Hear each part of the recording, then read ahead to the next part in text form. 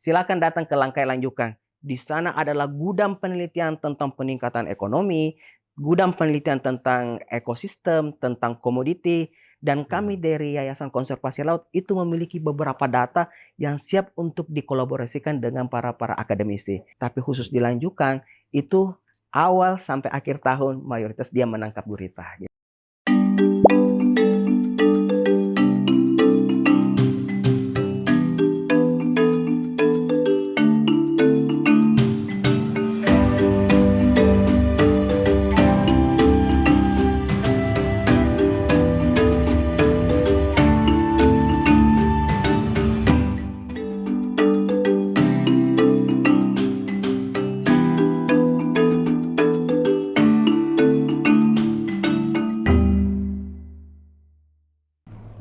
Assalamualaikum warahmatullahi wabarakatuh, pemirsa Unhas TV yang terhormat.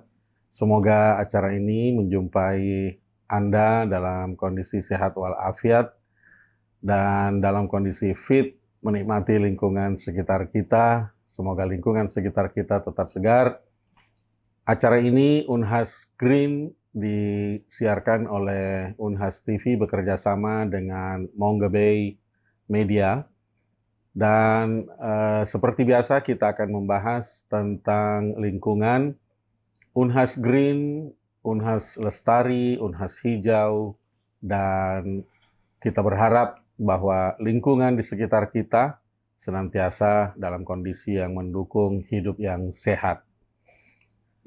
Kali ini kita akan berbicara tentang bagaimana upaya sebuah atau sekelompok masyarakat dengan bantuan partisipasi dari sebuah lembaga LSM mengadakan upaya untuk menyelamatkan spesies yang bila dieksploitasi secara besar-besaran terancam untuk punah, dan akibatnya nelayan justru akan kehilangan pencaharian.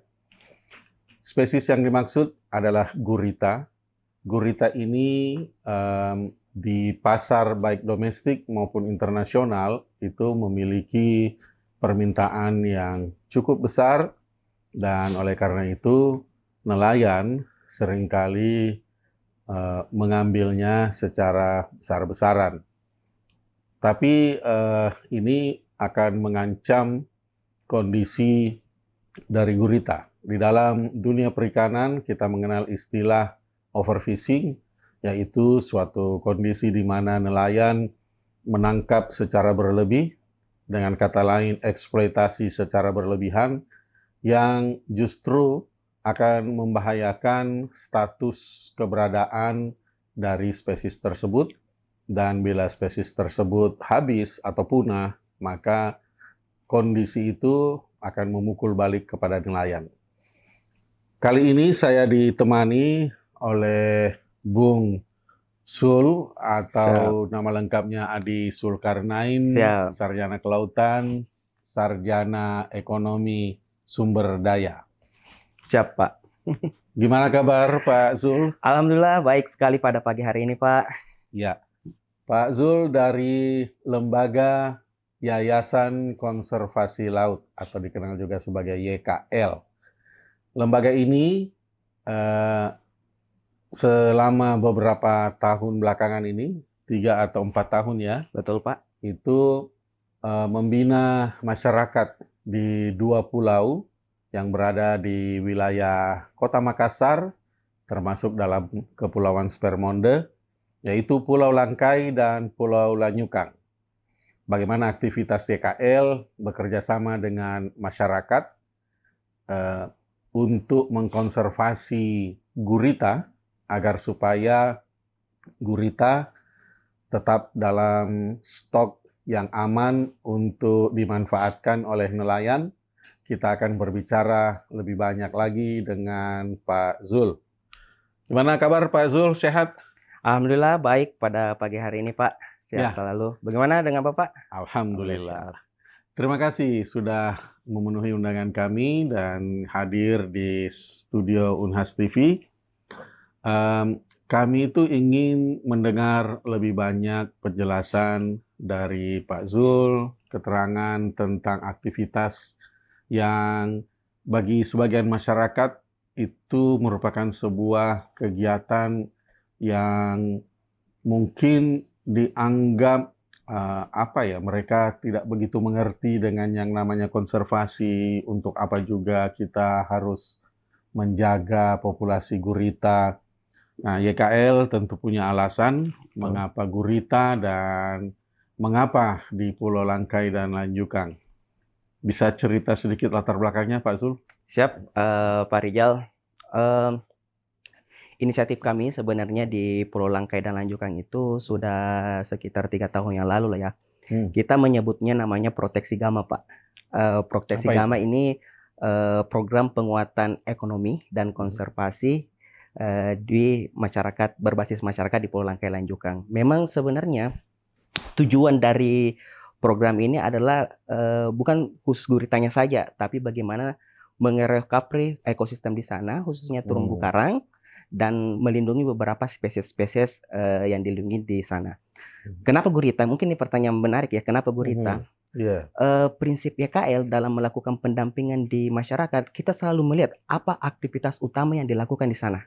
Yang pertama kita melihat peluang. Oh, ternyata peluangnya di sana adalah penangkapan gurita. Kami beranggapan, kami punya prinsip ketika kita mempapar atau memberikan pendampingan langsung ke nelayan, khususnya penangkapan gurita ini, secara tidak langsung ini akan berdampak pada ekosistemnya dan berdampak pada spesies-spesies kunci yang ada di sana. Itu yang pertama. Yang kedua, kita melihat bahwa penangkapan gurita ini berbasisnya ramah lingkungan ternyata. Jadi prinsip-prinsip keberlanjutan ini bisa saja sangat mudah dimasukkan ke masyarakat, level masyarakat. Dan yang ketiga, kita melihat bahwa ketika ekosistem tidak bagus atau bisa dikatakan rusak, komoditi ini bisa dibilang akan punah, dan sehingga komoditi ini saling saling terikat antara ekosistemnya baik dan komoditasnya baik. Jadi tujuannya itu bagaimana penguatan ekosistem sambil menguatkan ekonominya di sana, Pak. Gitu. Kenapa Pulau Langkai dan Lanjukang? Kenapa Langkai Lanjukang? Kami menganggap bahwa ternyata di Pulau Spermonde ini, Langkai dan Lanjukang itu adalah fishing ground favorit. Fishing ground favorit, di mana bukan cuma komunitasnya di sana melakukan penangkapan, bahkan nelayan-nelayan di kabupaten lain datang ke Langkai Lanjukang, bahkan dari Takala, dari Galesong sana yang pergi menangkap di Lanjukang, bahkan di pulau-pulau Pangkep, Pak, itu lakukan penangkapan di Langkai Lanjukang. Jadi karena aktivitas penangkapannya sangat masif di sana, Langkai Lanjukang, sehingga kami berinisiatif bahwa perlu ada pendampingan dan pengelolaan yang berkelanjutan di sana, supaya bisa dikatakan bila penangkapannya berlari ini kita bisa tahan dan supaya komunitasnya bisa berkelanjutan di sana, Pak, gitu. Mungkin biar pemirsa kita bisa mendapatkan gambaran yang lebih jelas, Pulau Langkai dan Pulau Lanjukang ini kira-kira lokasinya itu ada di mana sih? Ya, jadi Pulau Langkai Lanjukang itu lokasinya di Kota Makassar, Bapak. Kami menganggapnya pulau terdepan Kota Makassar. Dan secara administrasi dia masuk dalam Kelurahan Barancadi, di mana Kelurahan Barancadi ini memiliki 5 pulau. Ada Pulau Barancadi, ada Pulau Bonetambu, ada Pulau Lumu-Lumu, dan 2 pulau lainnya ini yang terdepan, Langkai dan Lanjukang, dan dia masuk gugusan Kecamatan Kepulauan Sangkarang, Pak, gitu.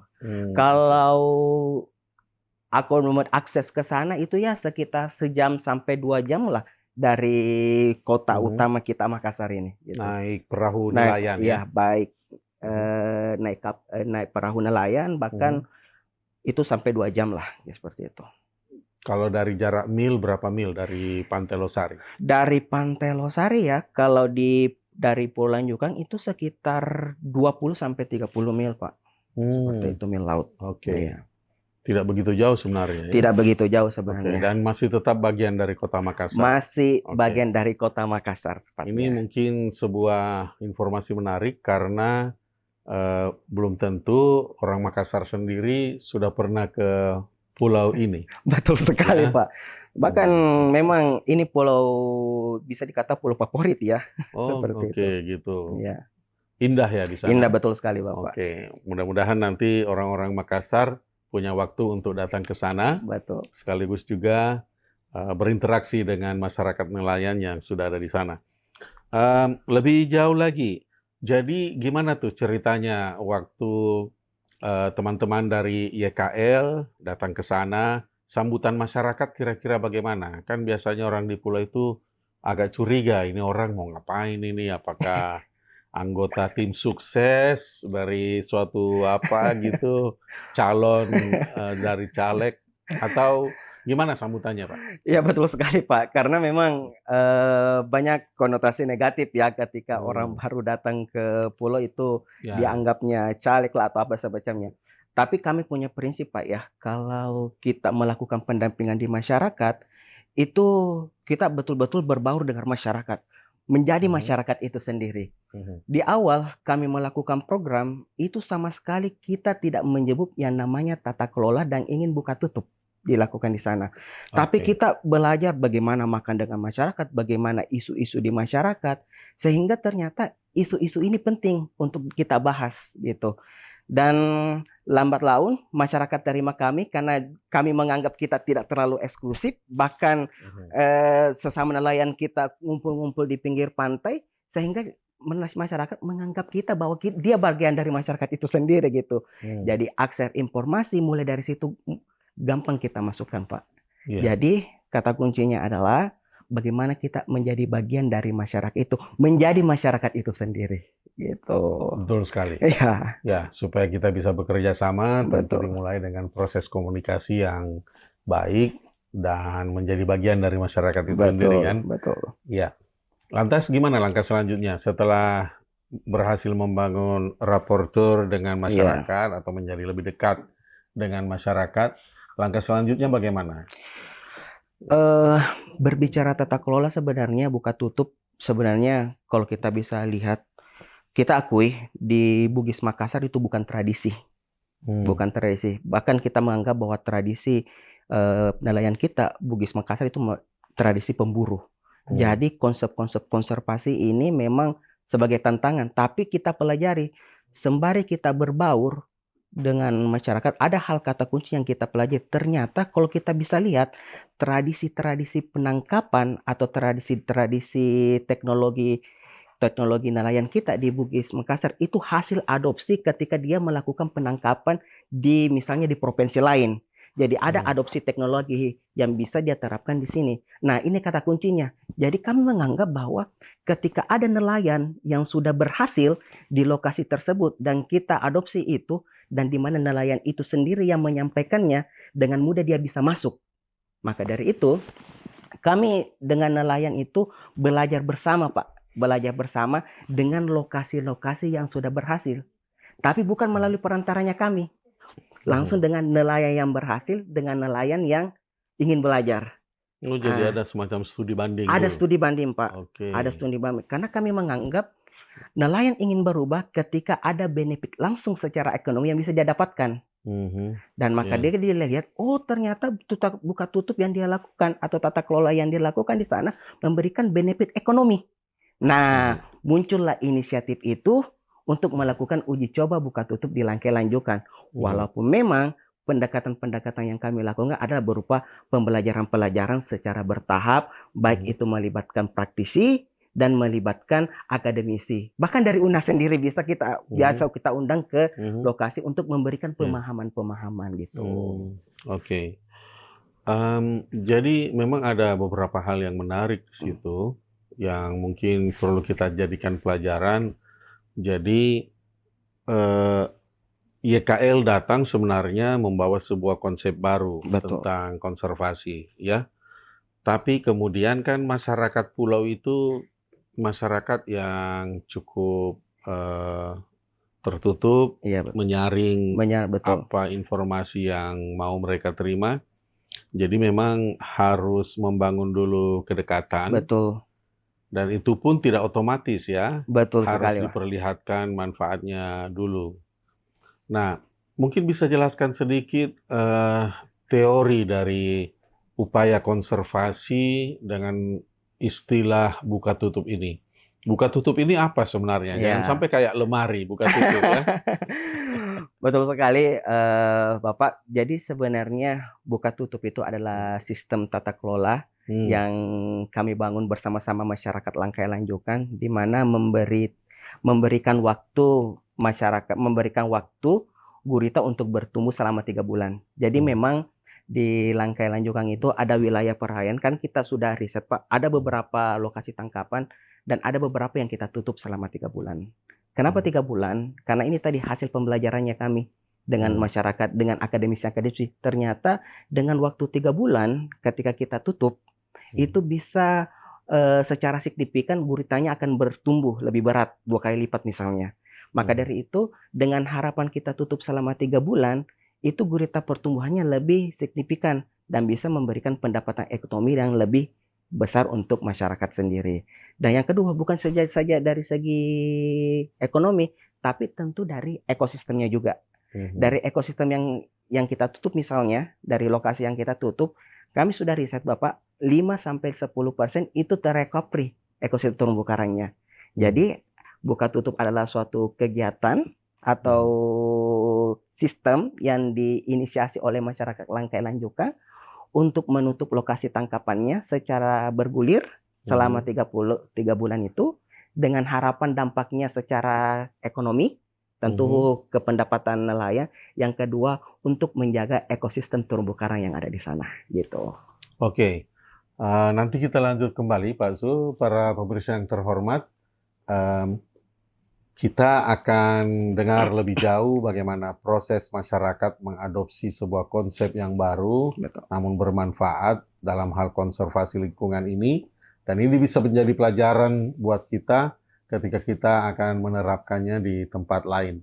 Kita akan lanjut setelah jeda yang berikut ini.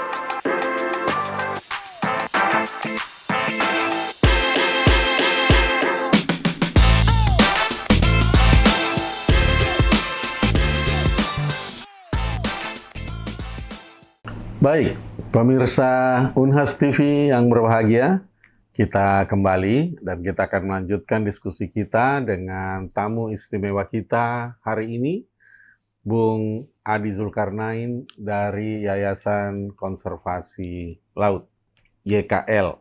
Kita tadi bercerita tentang bagaimana aktivitas YKL mencoba menerapkan ide konservasi dengan metode buka tutup kawasan, sebuah ide yang relatif baru untuk masyarakat di mana diuji coba sistem ini, yaitu di Pulau Langkai dan Pulau Lanjukang, yang tidak lain adalah bagian dari Kota Makassar itu sendiri. Saya lanjut bertanya pada Bung Zul, setelah masyarakat mau menerima konsep ini, lalu bagaimana dengan hasil tangkapan mereka? Apakah mereka melihat ada perbaikan atau sebenarnya turun dulu sedikit jumlahnya, tidak seperti yang dulu-dulu, nanti belakangan baru mereka sadari bahwa ini untuk sesuatu hal yang jangka panjang? Betul. Atau gimana dinamikanya di sana? Pada saat sekarang sebenarnya di Langkai Lanjukan ya Pak, kita sudah bersama-sama masyarakat, sudah melakukan 6 kali sistem buka tutup, dan ini sudah periode ke-6, bahkan sekarang sudah ditutup.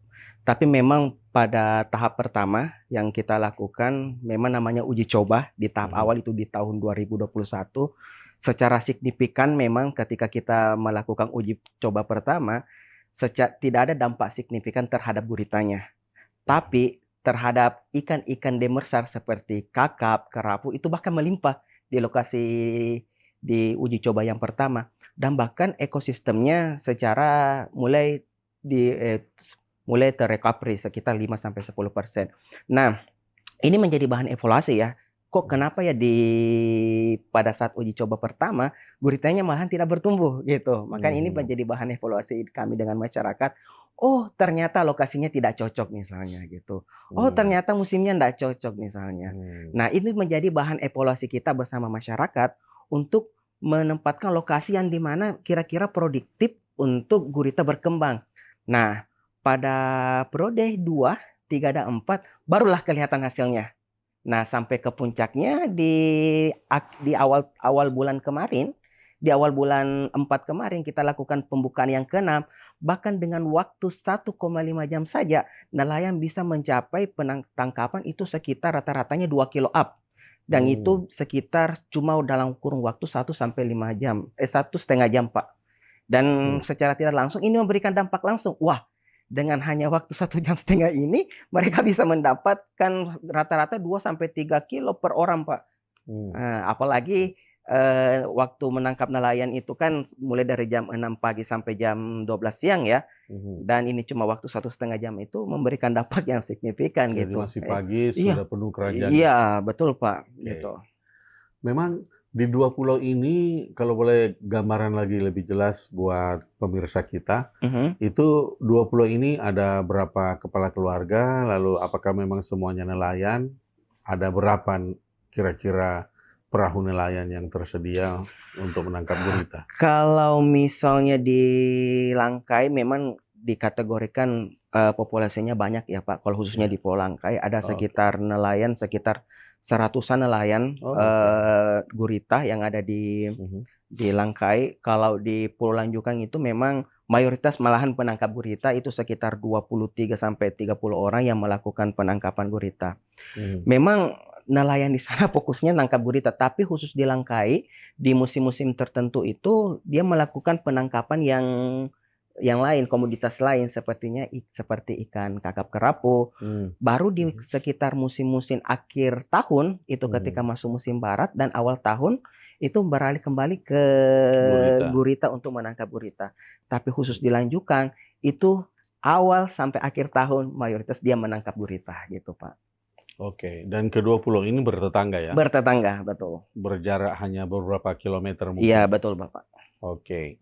Nah, mungkin untuk lebih jelasnya sistem buka tutup itu berapa lama bukanya, berapa lama tutupnya? Nah, menarik. Jadi kami di Langkai Lanjukang itu sudah bersepakat bahwa tata kelola ini, buka tutup ini kita sudah bangun dalam rentang waktu 1 tahun. Jadi ketika ada kita tutup selama 3 bulan, 1 bulan ke depannya kita sudah menutup di lokasi lain. Begitupun seterusnya. Jadi dalam 1 tahun itu kita dengan masyarakat memiliki 3 periode penutupan, Pak. Jadi setiap 1 periode itu 3 bulan, periode selanjutnya 3 bulan, dan periode selanjutnya 3 bulan. Jadi ada space jeda 1 bulan untuk kita melakukan penangkapan gitu.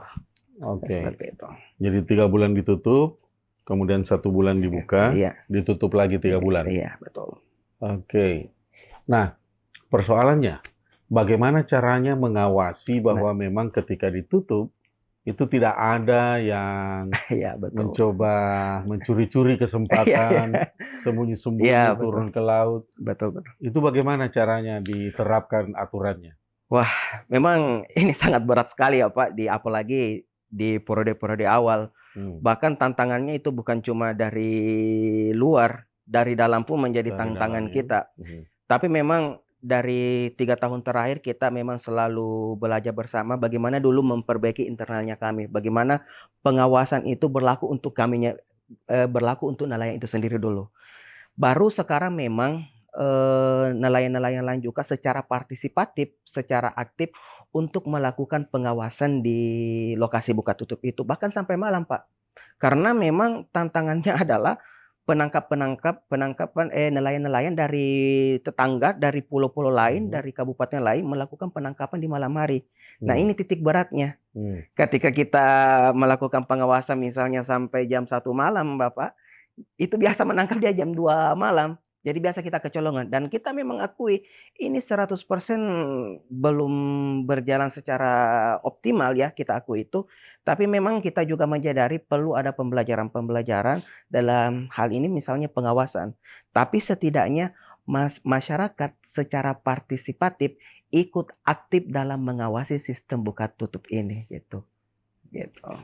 Apa tidak khawatir kalau misalnya penduduk Pulau Langkai menjaga dan melarang orang untuk menangkap selama 3 bulan itu, kemudian ada yang dari luar datang, bisa terjadi Konflik ya, betul perkelahian, betul. konflik, ya kan? Ini kan justru bisa menimbulkan konflik horizontal antar nelayan. Betul sekali, Nah, Bapak. bagaimana Betul betul. mengadres potensi itu? Maka dari itu sebenarnya, sembari kita melakukan pengawasan sih sebenarnya, sosialisasi tentang sistem ini kita juga lakukan ke pulau-pulau lain. Kita juga Oke. sampaikan ke kabupaten-kabupaten melalui pemerintah misalnya, melalui penyuluh-penyuluh perikanannya. Kalau berkaitan dengan antara masyarakat dengan masyarakat, kita sama-sama belajar memang, ternyata dengan pendekatan kekeluargaan, misalnya di sini ditutup dulu bersama-sama, dilarang untuk melakukan penangkapan, sebenarnya pemikiran kita kan selalu ada konflik horizontal ya. Ternyata dengan diskusi secara mendalam antara masyarakat, sebenarnya itu bisa lebih baik malah. Dengan pendekatan-pendekatan kekeluargaan seperti itu. Jadi konotasi yang sering muncul di kepala kita misalnya, oh ada masyarakat melarang nelayan lain untuk melakukan penangkapan, pemikiran kita akan ada konflik. Ternyata dengan diskusi-diskusi, tapi dengan catatan Bapak, masyarakat harus memahami betul konsep buka tutup itu yang ada di Pulau Langkai dan Lanjukan itu sendiri. Oke. Supaya dengan penyampaian kepada masyarakat luar yang ingin melakukan penangkapan, itu bisa diterima dan dicerna secara apa tujuannya dan apa manfaatnya. Tohnya nanti ketika dibuka sama-sama menangkap juga gitu. Gitu. Gitu ya. Iya. Jadi komunikasi antara penduduk dengan penduduk yang lain, Iya. bukan justru orang luar seperti YKL Iya, betul. yang melarang orang lain, Betul tapi betul betul. justru sesama mereka. Iya. Itu kelihatannya lebih efektif ya. Betul betul, Bapak. Oke. Iya. Lantas kemudian ini sudah berlangsung 4 tahun ya? Sekitar 4 tahun.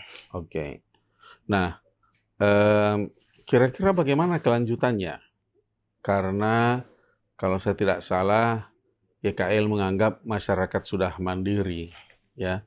Jadi sudah tidak ditongkrongi lagi ya di sana, begitu. Iya. Kalau dulunya mungkin hampir sepanjang waktu ada di sana teman-teman dari YKL, sekarang mungkin sudah menarik diri dan membiarkan masyarakat melaksanakannya secara mandiri. Apa betul begitu?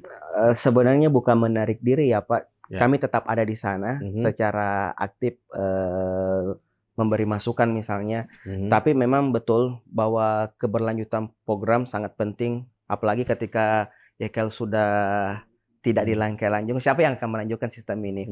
Maka dari itu kami bersama masyarakat di Langkai Lanjukan membentuk namanya forum.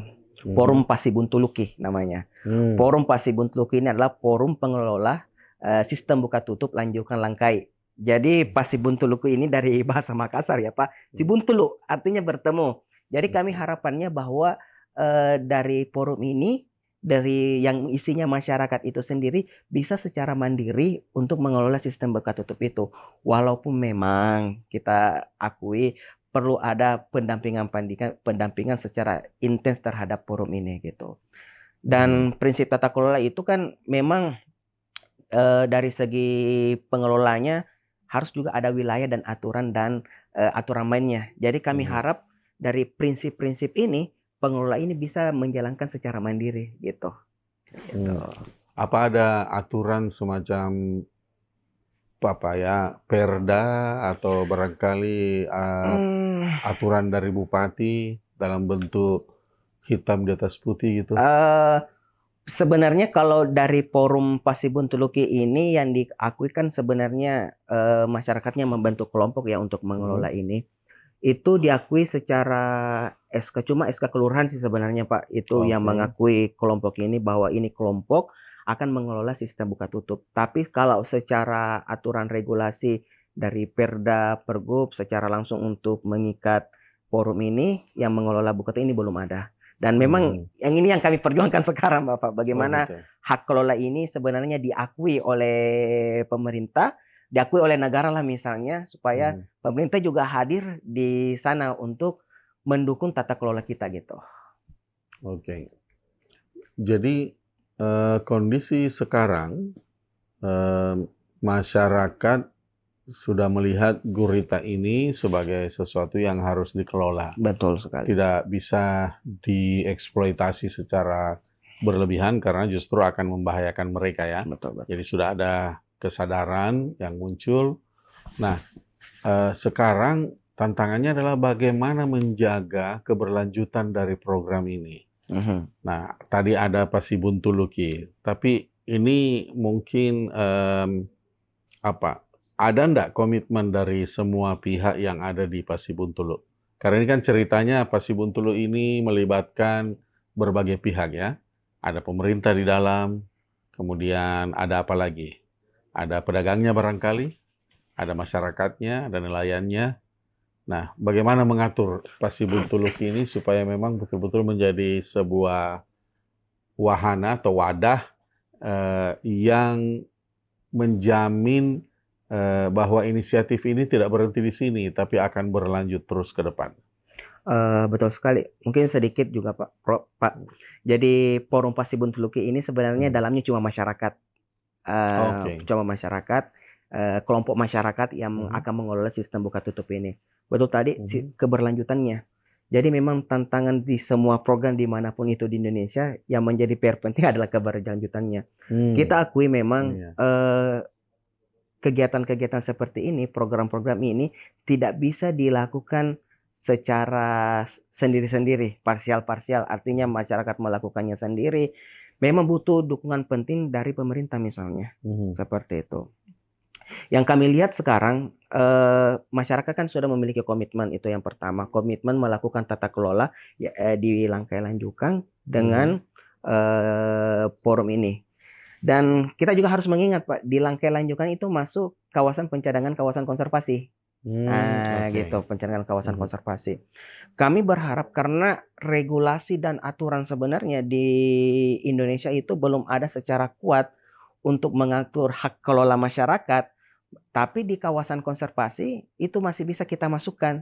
Misalnya di zona lainnya, zona pemampatan lainnya, kita bisa masukkan itu sistem tata kelola di dalamnya. Sehingga ada pengakuan hak negara terhadap sistem ini. Ketika negara sudah hadir dan mengakui hak kelola ini, dengan secara tidak langsung, mata pusat atau negara ini bisa melirik langsung sistem buka tutup ini. Bahwa ternyata ada hak masyarakat, hak kelola masyarakat di Langkai Lanjukang dalam hal ini sistem buka tutup yang harus kita perhatikan dan harus kita jaga bersama-sama dan harus kita misalnya optimalkan bersama-sama. Pemerintah hadir, NGO hadir, akademisi juga hadir, swasta juga hadir, dalam hal ini private sektor, pedagang misalnya harus hadir, dan masyarakat itu sendiri gitu. Jadi kami menganggapnya kerja borongan lah, kerja bareng lah misalnya seperti itu. Jadi bukan cuma satu, tapi kita semua gitu. Oke, baik. Terima kasih banyak Pak Zul. Mungkin yang terakhir himbauan atau harapan-harapan dari YKL kepada pemirsa kita di rumah, kalau mereka misalnya ingin terlibat atau membantu atau bahkan menjadi wisatawan ke Langkai, kira-kira apa yang mereka bisa lakukan untuk membantu program ini agar supaya bisa terus berjalan dan berkelanjutan? Banyak sekali insight sebenarnya yang harus kita berikan kepada masyarakat kita di Langkai Lanjukang. Pertama, dari segi riset sebenarnya, buat akademisi-akademisi, buat mahasiswa-mahasiswa yang ada di Sulawesi Selatan, khususnya Universitas Hasanuddin, Universitas Negeri Makassar, yang kampus-kampus, Pak, silakan datang ke Langkai Lanjukang. Di sana adalah gudang penelitian tentang peningkatan ekonomi, gudang penelitian tentang ekosistem, tentang komoditi, dan kami dari Yayasan Konservasi Laut itu memiliki beberapa data yang siap untuk dikolaborasikan dengan para akademisi. Itu yang pertama.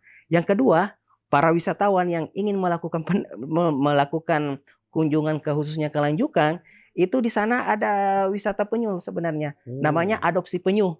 Jadi dengan cara mengadopsi penyu, melepaskan tukik bersama dengan rombongan wisatawan, bersama-sama masyarakat, secara tidak langsung memberikan benefit ekonomi kepada masyarakat Langkai Lanjukang. Dan yang ketiga, bisa saja ada nelayan yang nonton ini. Jadi di Langkai Lanjukang ada sistem buka tutup. Jadi mari kita jaga bersama untuk ekosistem lebih berkelanjutan. Dan khusus pemerintah, mari kita bersama-sama melakukan pengawasan bersama, kita kawal bersama sistem tata kelola ini supaya masyarakat kita sejahtera, nelayan kita mandiri, dan ekosistem kita berkelanjutan gitu.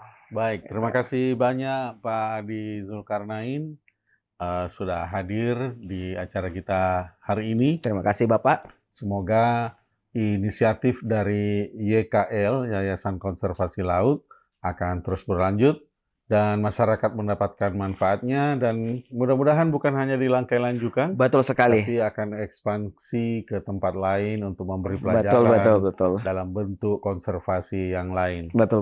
Terima kasih para pemirsa yang terhormat. Terima kasih atas perhatian Anda. Sampai jumpa di kesempatan yang lain. Assalamualaikum warahmatullahi wabarakatuh.